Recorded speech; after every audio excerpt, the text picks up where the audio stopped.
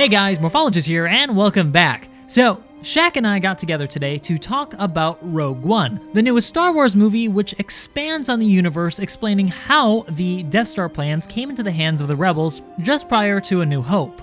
Now, because Shaq and I are really into this, it's gonna be pretty long, so let me know in the comment section what you guys thought. Also, the background footage is of the DLC from Battlefront, Rogue One Scarf, so it is somewhat related. Anyway guys, enjoy! Hello, ladies and gentlemen, Captain Shaq here. With me is Morphologist. How you doing, sir? Hey guys, Morphologist here. Yeah, so we're here today to talk about Rogue One, which hasn't just come out, but we've now both seen it, and we both have our own opinions on the film. I think overall, though, just to begin with, I think we generally liked it, but you speak for yourself, sir. No, right. I totally dug it. It was awesome. I'm just, spoiler alert, it's awesome. And spoiler alert, this whole conversation is gonna be nothing but spoilers on top of spoilers. So if you haven't seen Rogue One or Rebels for that matter, because I got a feeling we're gonna talk about Rebels a bit, yeah, you're gonna wanna see those before you listen to this. Just a heads up, there you go. Yeah, absolutely. We can't talk about this and not spoil stuff. So why don't we just jump right into it? One of the things that I picked out about the film is I loved it, first of all, before I continue, because a lot of people I think will feel like I'm hating on the film. But I want to be critical of one major thing. I brought my sister with me, who has never seen a Star Wars film before. And you might be thinking, what the heck are you thinking? It's an anthology film. They should know something about Star Wars. No, we started talking about this first, and then we were like, why don't we record it? Because this conversation is what people have been asking in the comments for days now. So, okay, sorry. Go ahead. I'm laughing about you bringing your sister to see Rogue One as the first Star Wars film.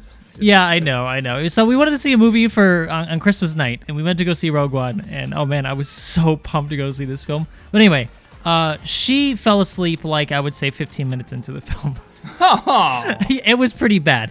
Well, first of all, she doesn't like science fiction genre, the science fiction genre. But I think what I picked out from kind of seeing it through her eyes is that, you know, in the beginning when we're introduced to the main character Jyn Erso and her father, who is what's Mike Mickelson's character, Galen Erso.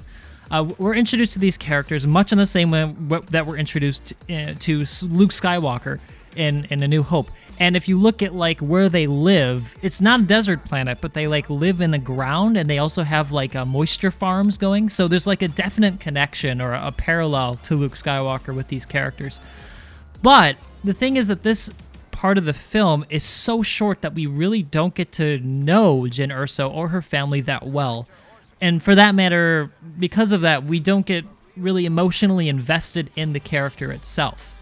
And so I felt, at least for somebody who's never seen the film before, as looking at Rogue One as just a film, the character development I felt was a bit weak. And that came into huge play later in the film, which we're going to get to in a second. We'll talk about, as we get through it. So your issue was, and I've heard this quite a bit, is I couldn't get attached to the characters, I couldn't get into the characters, or it just not all of them, especially the main character, because maybe the intro is too short, or we didn't get a chance to really get to know them.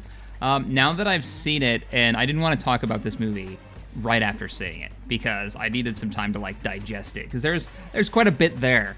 All right, so no, and you said there was so much in this movie, but you also pointed something out that I didn't even notice, and now I feel like so stupid for not noticing it. We're both really into the Star Wars Rebels series, which, by the way, if you haven't seen before, guys, you guys gotta check it out. It's probably, I think it's way better than Clone Wars. There's so many fantastic nods in Rebels, and it's from a little that bit series, And just to speak a little bit, to sidetrack a bit, like it's definitely more of a, I would say it's like a young audience can watch it, but there's more mature elements in it, like a backdrop that you can understand. It's a lot like the Clone Wars series for anybody who's seen that. Like a lot of people said, "Oh, I don't like it because it's gone back to like this kid's storyline." It's exactly like how the Clone Wars series kind of fell into place. The very first few episodes were, you know, kind of kids episodes, Monster of the Week, or you know, defeat the whatever this week, and eventually they broke into real stories about the characters, and you started getting, you know, darker themes and actually dealing with some more heavy stuff. And Rebels is kind of the same way, but they get to it a lot faster, and it gets a lot more interesting as you get into like the middle of season 1. But yeah, like well, you're a huge fan of the Rebels series. I've been reading a lot of the new lore books. I've gotten some of the comics recently and had gone through those right before seeing Rogue One. And this is definitely one of those movies that if you're a fan of the bigger universe, it gets you excited. Like you see so much stuff. Point out for me what you saw in Rogue One, because I didn't see it myself, and now I feel super stupid. Okay, so there was a moment where they were panning out from Yavin, and in the background is the Rebels ship, the Ghost from the show Rebels. It's actually sitting there landed, and me and Tabby were like, we like tapped each other on the shoulders, like, hey, look, it's that. And then not soon after that, they had an intercom speaker kick on where they were like running around in the hangars, and you hear it was like, General Syndulla, please report to wherever, and that would be the pilot of the Ghost, the main character from Rebels. But, wait, what is this? So many years in the future, she's now a general. She's leading a big portion of the rebellion. You get this, in that moment where they had this, 3 words over that loudspeaker, I had a whole plot going on in my head of like, what's happened since the Rebels TV show and Rogue One? And she's a general now? What happened to the rest of the crew? And just that kind of like that nod. There's also a scene with Chopper, though I missed that one. But somebody said that you can actually see Chopper running around, which is the droid from Rebels if you don't know the cast. But. Yeah. So I can see myself getting this movie now and like going through it scene by scene and trying to pick out like little tidbits of it from Rebels or other of the Star Wars universe. And of course they had R2D2 and C-3PO made their little cameo appearance where they had to like shove him in there. And you've seen him so many. I didn't even blink when I saw it. It's like we've seen them so many times in every movie, in Rebels, in the Clone Wars. It's like you guys are just everywhere.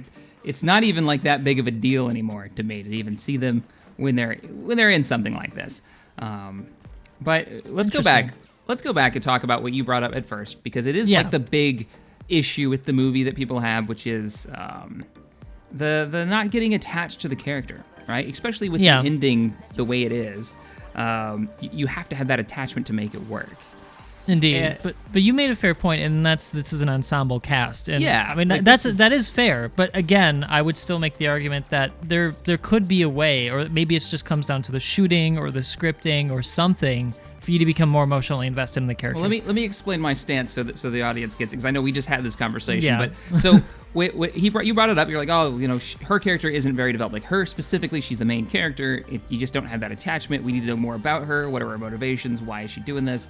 And my point was, if you look at almost any ensemble film, you have, as soon as they introduce her, they go right into introducing the rest of the cast. The Rebel intelligence officer has the next scene, and he's got, for how short his scene is, like a really great moment where he shoots that informant in the back because there's no way that informant's getting away. Like he does some dirty stuff, and you figure out who he is real quick. You're introduced to all these characters, some better than others. Definitely. Like K2 could use a hell of a lot more character. I didn't feel as much for him. He had some really funny lines, but... Oh yeah, he had some great lines. I particularly liked him in this film. I wish we'd see more of him, for sure. Oh, I know. It was so sad. So at the end of this movie, we all know, if you've watched it, hopefully you have, the cast dies. Everybody that they've introduced is dead, because that's how it had to end to lead right into A New Hope. So to make that work, you have to feel for them. And like K2's death was like, oh, you died like such a badass, but...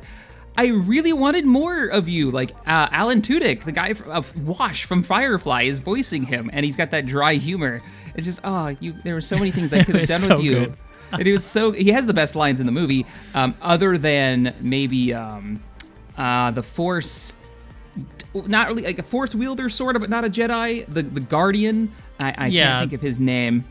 I'm looking. Donnie Yen's character, Chirrut Imwe. That's who you're talking about, yeah. He's probably the character that everybody just loves immediately. Mm. And honestly, he doesn't have that much of a build-up, but there's just so much background there. He was one of the Guardians. He builds out the idea of the Force being within everyone and doesn't have to be a Jedi to use it. What was your favorite character out of the cast? Oh, it's so hard to say, but I think...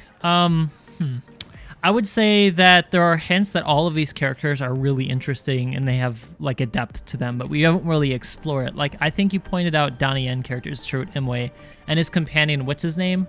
Who has the big guns? What was his name? I don't remember his name. Yeah, he's like the guy with the big backpack with a giant gun.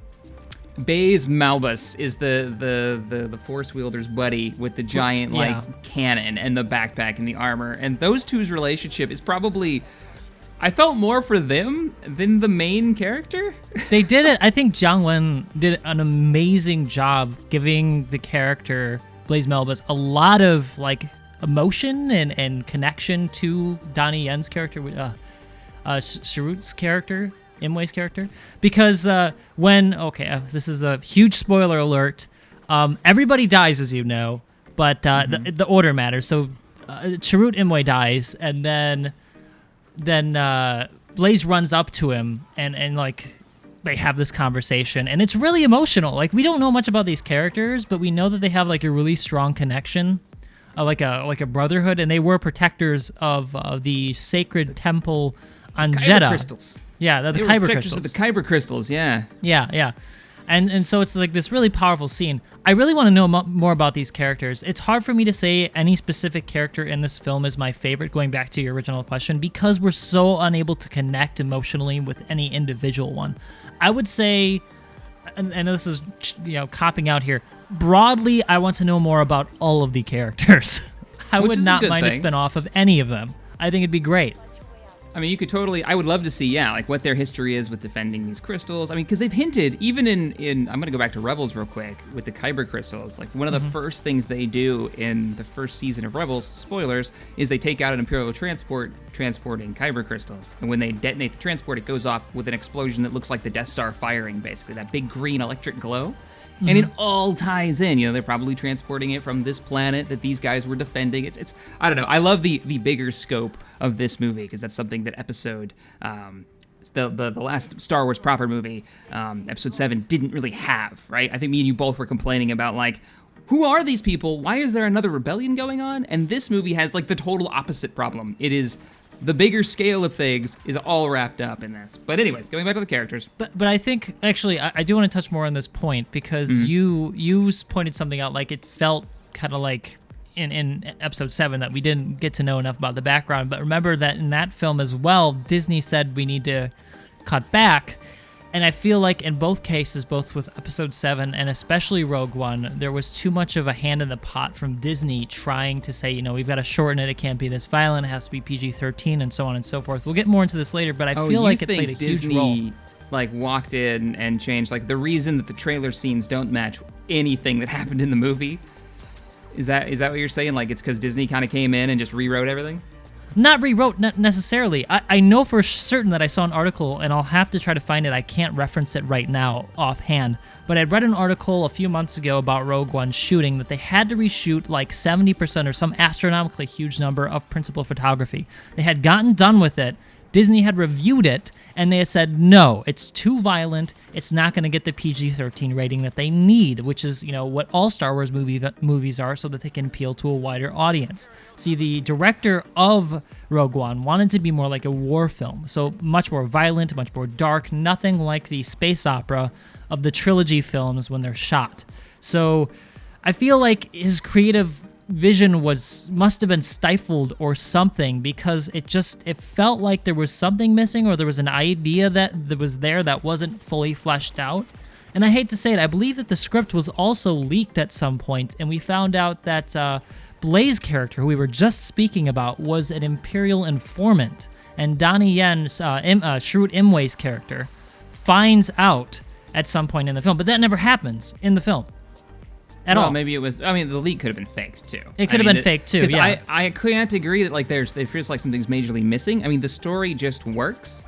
It does. It's an overall story. Mm-hmm. It works, and it bolsters. That's the best thing I think about this movie, is that it bolsters A New Hope. Mm-hmm. I had days of just like thinking about the scenes in this. And it's like, wow, this solves the most hilarious joke of A New Hope, right? The exhaust port. Yeah, the whole exhaust port thing. Like, this is literally a plot based on the joke that everybody makes of why would they ever build something that large, that doomsday device that has an off button that explodes. Kind of makes some hilarious issues for the newest Star Wars, the newest of the main trilogy, Episode 7, because it's like, hey, it's the same thing again, but hey, this doesn't have a plot wrapped around it. Yeah, so I don't know. I just think that's funny. But, I mean, I think it works great. I don't feel like there's anything missing other than maybe I'd like to see the extended cut with more scenes of the characters. Yes, absolutely. That would really flesh it out. Now, something that I'm curious what your reaction to this is. So we were talking about how the movie ends. And everybody dies because the Death Star shoots the base and takes out the guy who created it, which I love that kind of twist of the story. He gets blown up by his own ambitions. What the most emotional scene in the movie for me was definitely not like the destruction of the main cast in that beautiful scene on the beach, which was shot really well. It was the Rebel fleet showing up, and then those random dudes getting blown out of the sky, and then having like Vader's ship show up and it stops the command ship, and like you knew it was gonna happen. You knew that something had to happen to make A New Hope start off with Leia running with the blockade runner, but just watching the rebels show up in that big heroic moment and then watching them get picked off to eventually be just wiped out. Like that was my most emotional moment. I was like, oh no, the rebel pilots. What was yours? No, I agree. That was my most emotional moment, and this is why, going back to the first part of the video, which I'll get into in a second, I was like, there's not enough emotional investment. Like the one of the characters that dies is an X-wing pilot, is a more elderly gentleman. I believe that's the character played by Ian McKellen, General Dodonna, I believe. Is that him? Yeah, he's in. If you don't know, he was in Game of Thrones as the king or the leader of the leader of the Royal Guard in that show. He dies in the film, of course, and he tries to save everybody, but he gets blown up, and that was an emotional scene. I actually didn't realize that was him until I looked at the cast, but you see him earlier in the film speaking with some of the other main characters, some of the higher echelons of the rebellion, like when they're talking with Mon Mothma. He's in there and everyone's having this conversation. So he's a big guy and he dies later. So there is like, for some reason, you feel like more emotional when these guys come to try to save Rogue One and die anyway. So yeah, I agree. And then also when the Rebel fleet jumps in to back up Rogue One, because initially Rogue One goes rogue, and that's why they're called Rogue One. That's the whole name of the movie. And the rebels don't agree with what they're doing, so they follow them in eventually to back them up, because they say, all right, well, maybe the plans for this Death Star really are on Scarif. And that was a really powerful scene. That whole last bit of the movie, I would say, is perfect. Absolutely perfect. It brings the rebellion together, and we get to see more of the rebels. Like, it's not just the good guys, they're the clean good guys that never get their hands dirty. They're breaking apart. The Rebel Alliance is done, and then that's the moment where everything comes together. The Rebel fleet shows up. If I find that, okay, so the characters may not be as built out as we would want, but it builds out, I guess, the factions. It does, yeah. As a huge fan of Star Wars, like that, they meant more to me, almost than the cast, really. The Rebel Alliance falling apart and then coming back together, rallying around Rogue One, which eventually becomes, Rogue Squadron, and that's where the Rogue title comes from and why it's so important. I love that universe building, and this movie does it so much better than, any of the past ones we've had in quite some time. If you look at the characters themselves, not a lot of development, but I think you pointed at something great out here. It develops the factions, because on the Rebel side, we get to see that they're not this clean, shiny rebellion. They've done some really nasty stuff. Like at the beginning of the movie, where one of the Diego Luna, who plays Cassian Andor, kills one of the informants, just like after saying, "Hey, no, it'll be all right," and then he just kills him, like right there, and runs away. Like, what? This is not a Han Solo character. Like, I can't. There's no way I can climb out of here. What have you done? And he's just like, "You're right. You can't. I can." He shoots him in the back and runs. He shoots him in the back, yeah, and oh man. These guys are not good, and actually, if you, again, another big, this is all spoilers, he's supposed to kill, Cassian Andor is supposed to kill Jyn Erso's father when they go to save him, quote unquote, save him from the Imperials, because he wants to defect. He's the guy he's the only guy who can finish the Death Star, this super weapon. They don't know what the super weapon is at this point. Yeah, and so you get that kind of character. I'm curious what you think. Now, I've sat here and I've thought about this for quite a bit. I want to see the movie again, because there's some themes in it that I didn't quite get my head around till like maybe the day after I had watched it. If the movie has a theme to it, what do you think that big theme or lesson is? Like, oh, yeah, that's hard to say. I mean, I was so overwhelmed by the euphoria of seeing a Star Wars movie with like the original trilogy sort of era. I guess I was too distracted to really see some of the big picture stuff, like what the theme is. But I guess it was still very war movie-like. So in that way, the director was able to accomplish it in some sense. Yeah, like if you're talking about a genre, and I hope they do this, we'll get back to the theme in just a second. But I like talking about the genre. So you're like, oh, it's very war movie-like, and we both said, this was fun. This was a really good Star Wars movie that built out the universe. And we want to see more. I'd love to see more genres. I'd love to see the Boba Fett like almost sci-fi western-esque genre of a bounty hunter, good, the bad, the ugly style. Like that got my brain thinking about like all the kinds of movies that they could do in the Star Wars universe to flesh out the universe even more and do other genres. I don't know. I love, like, that's the one that always pops in my head. I want a Western of Boba Fett, like, bounty hunting. I don't know how that would work, but let's do it. or even, remember the what's it called? The Falling Star or Two Stars book. I'm pretty sure it's still canon, but we explore Lost Stars. We explore the idea that everybody on the Imperial side isn't evil. And that an Imperial-focused movie. Yeah. It's an Imperial-focused movie. I think that when there's a defector in the movie who's a really interesting character who just abruptly dies. It's an Imperial defecting pilot who essentially is the person who brings the information to Jyn Erso to say your father wants to give you this information about the Death Star so that you can destroy it. He's an interesting character. I would like to know more about the humanity and the regret that some Imperials might feel for what their empire is doing to people. That is a really interesting bit from Falling Stars that I would love to see. A movie of Falling Stars would be great. You get that kind of Romeo, Juliet, almost wartime romance story would be something that we haven't really seen before. I'd like to see that. And they've already tied it into Battlefront. If you play Battlefront, the newer game, in the Battle of Jakku, if you're standing on the ground, you see a Super Star Destroyer falling falling from orbit and crashing into the planet. That's from the book Falling Stars. There's a big fight going on the main. I won't ruin it for you, but it's a really good book. You guys should read it. Yeah, it ties just into right there. the book. We could spoil Rebels and everything else, but we can't spoil that book. It ties around. It ties really well. It does. It is canon. You were wondering if it is. It is totally canon. It was one of the first books that they came out. Under the Disney. This is canon for sure. Yeah, it's good. It's probably my favorite Star Wars book. No, it is my favorite Star Wars book. But let's go back. Let's go back and talk about the theme. So we were talking about, like, I was sitting down and I'm thinking, okay, what were the major scenes of the movie? Kind of what was the vibe? And I'd have to say, I need to watch it again with this idea in mind. But the idea that, the idea of trust, right, is just the theme of the entire movie. Almost every scene they do that has almost any type of character development has trust at its core. So everything from, let me give you a couple of examples. Everything from the main character not trusting the Rebel Alliance when she first gets rescued. Congratulations, you're being rescued. That great line with K2SO, yeah, K2SO like drops her on the ground, and then their relationship builds with trust. She even says, rebellions are built on hope. She has that moment with the Imperial intelligence officer with the pistol, talking about trust goes both ways. There's moments with the Rebel Alliance. They don't trust in the information. They don't trust her and what she says about her father.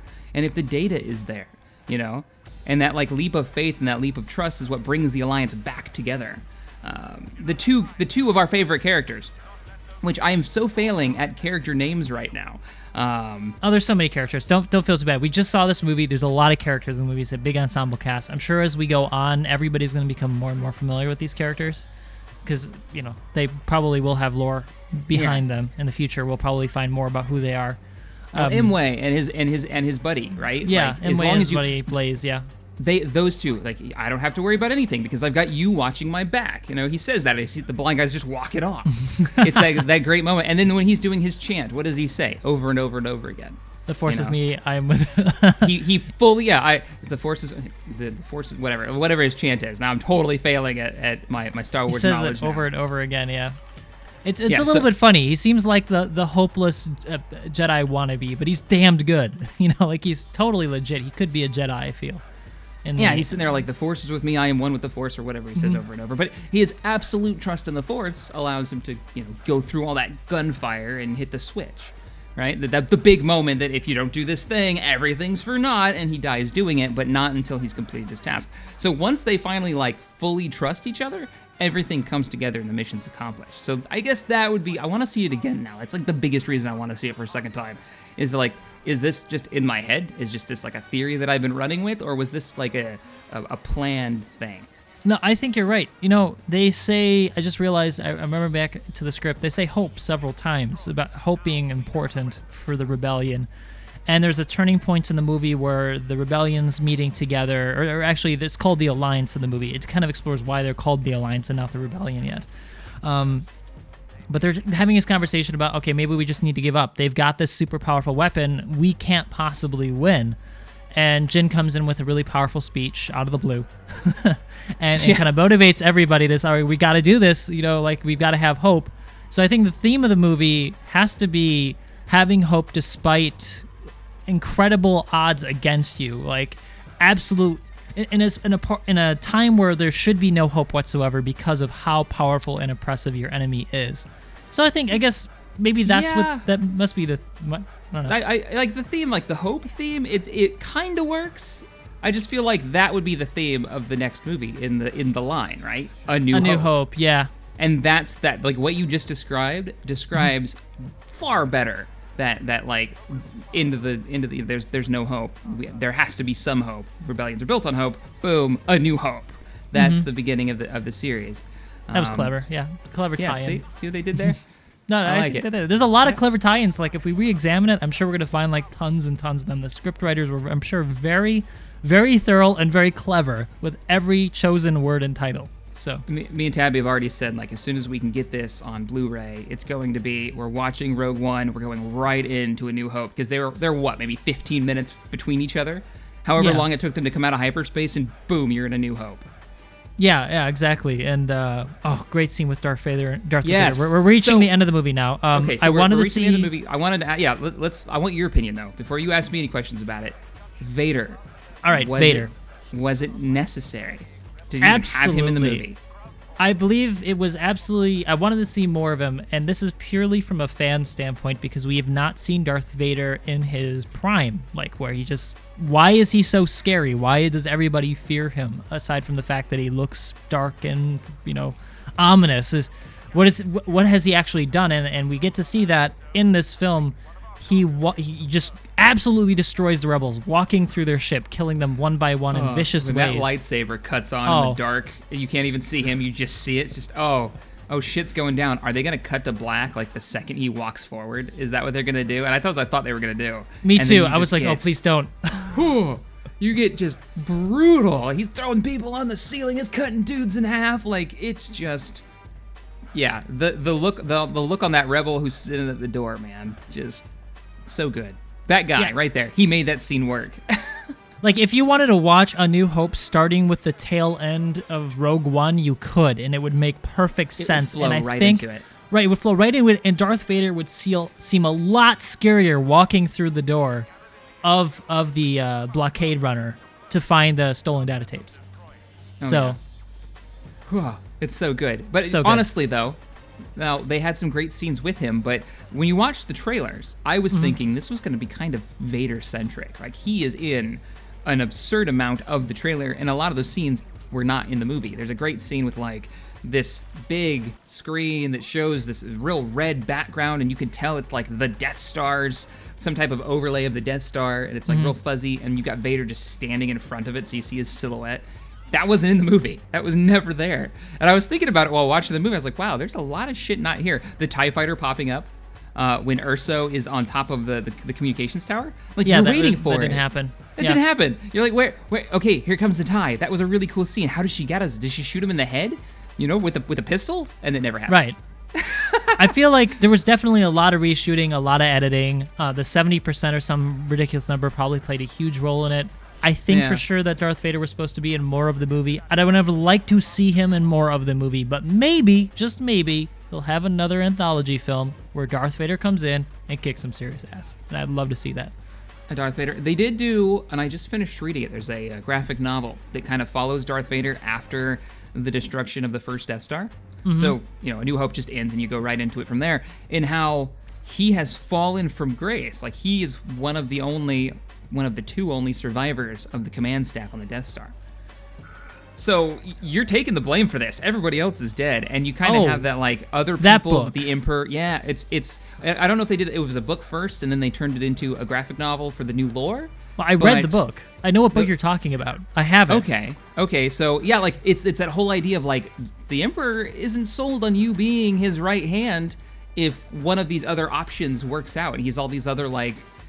Other apprentices, sort of, that he's got working on. It's cool. It's a really neat storyline where it continues. You kind of see how brutal this guy is. But anyways, what were we talking about before you totally distracted me? Vader? No, we were talking about Darth Vader, but I think now we're talking about classic characters, and I think there's two other characters we should mention that are in the film, surprisingly, that took me way off guard. Grand Moff Tarkin, and at the very end, we get to see Princess Leia. And obviously, unfortunately, the actor who had played the original Grand Moff Tarkin had passed away in the 90s. I forget exactly which year he passed away, but it was a while ago, so they didn't have him.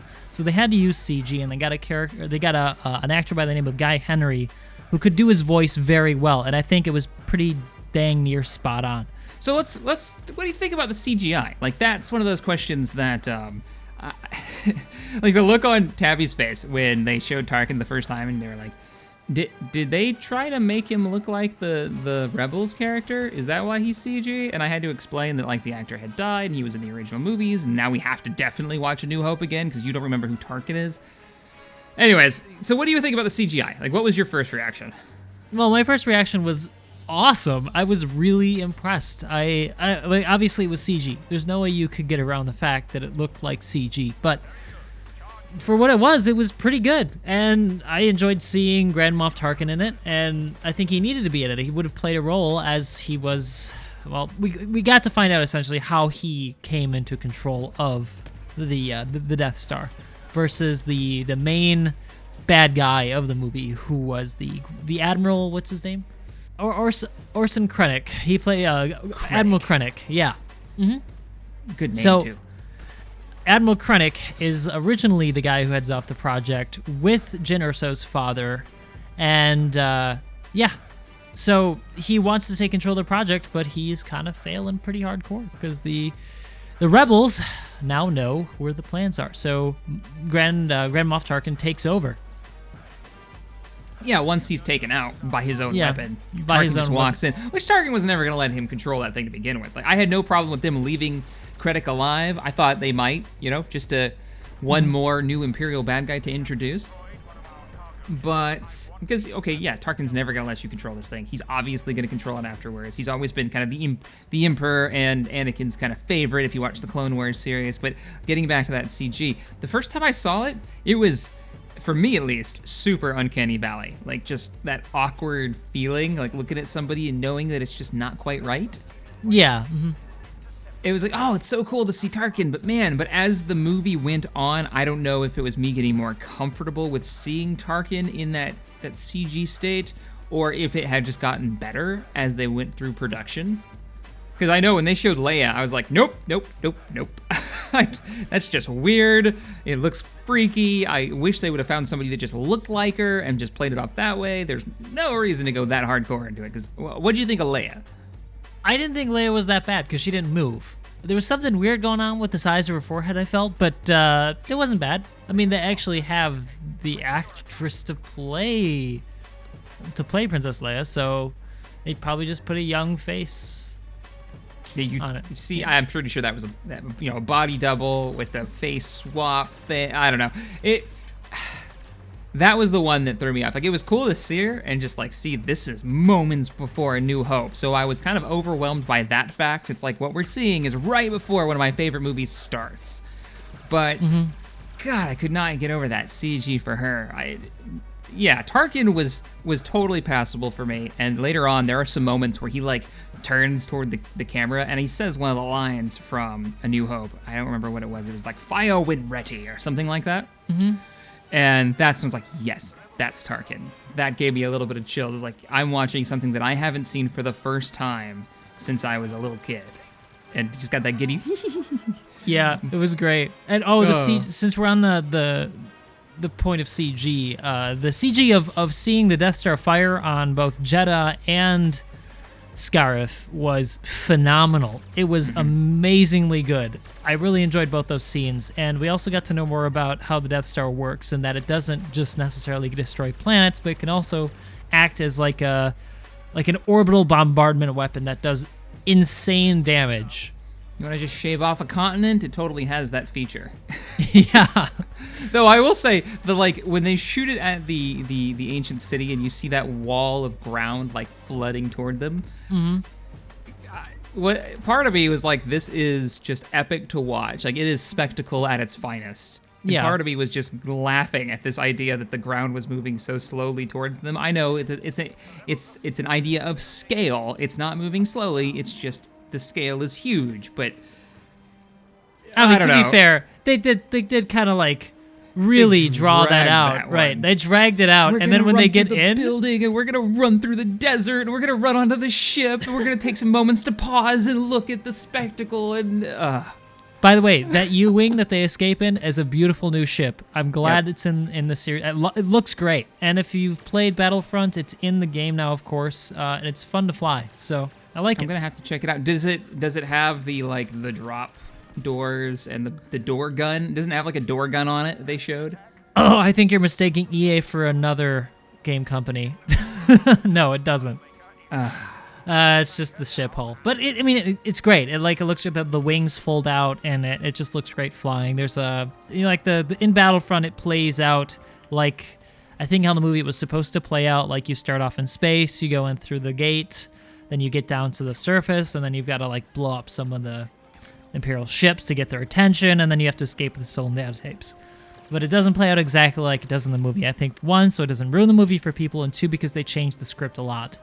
So I'm picking up pictures of the what are they calling it? The U-wing now? The U-wing, yeah, it's called the U-wing. It's awesome. Looks great. It does fill that role. We were talking about this when I did that Space Engineers community video just recently. It's like, why didn't you use the U-wing instead of a LAT? I used an Old Republic LAT or New Republic LAT, and yeah, it is really cool. It is an X-wing dropship.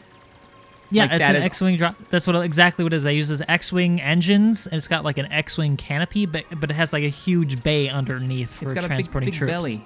It looks freaking cool. And they got that little, I don't know what race he's supposed to be, sitting there's the door gunner, like firing down at AT-AT kneecaps, I guess. He was busting kneecaps with the thing in the movie.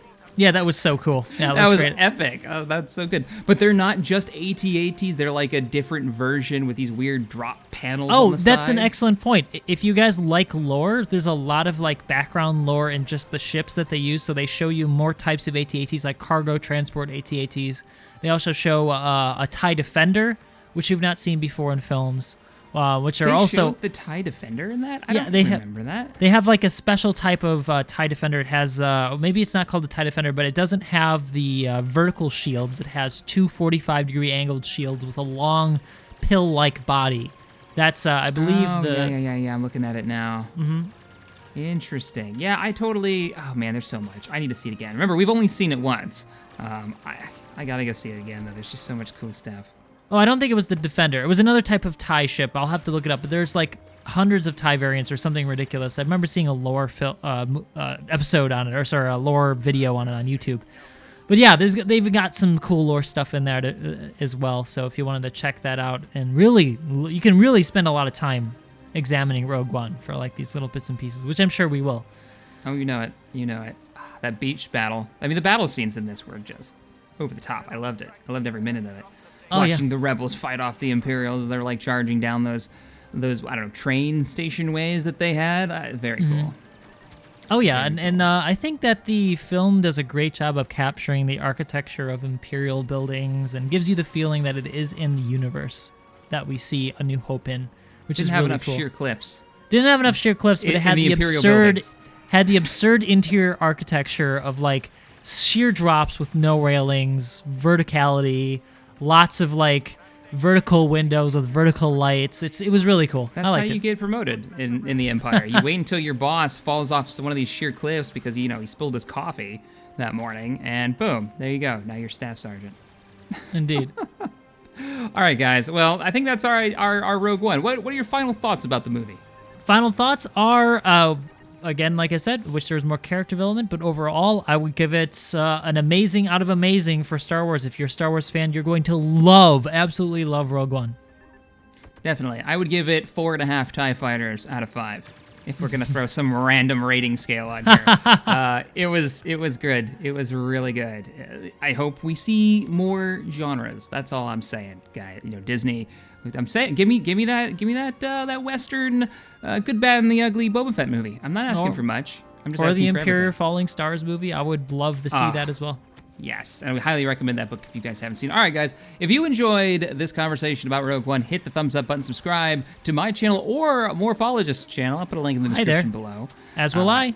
Thank you, sir, to your own channel. What a jerk. You could put my link in there. We will see you guys in the next video. I'm just going to put a link to my own video in it. Yeah, see you guys in the next chapter. Later, everybody. Later.